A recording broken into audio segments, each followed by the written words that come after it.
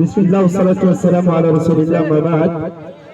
আমরা আল্লাহ তাআলার কাছে শুকরিয়া আদায় করি। আল্লাহ পাক রব্বুল আলামিন আমাদেরকে খুব সুন্দর ক্রীড়া প্রতিযোগিতায় অংশগ্রহণ করে আজকে শেষ করার তৌফিক দান করেছেন।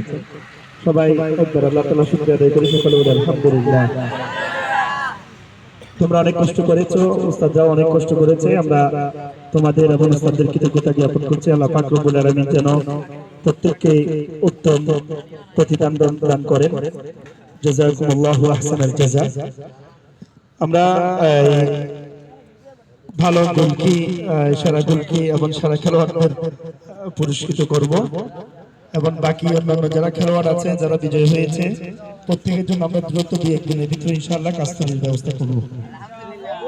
আমরা সেই কখন যাচ্ছি সেটা বিজয়ের সাথে কথা বলে তোমাদেরকে আমরা জানাবো ইনশাআল্লাহ। জুনিয়রে সেরা গোলকি হিসেবে নির্বাচিত হয়েছে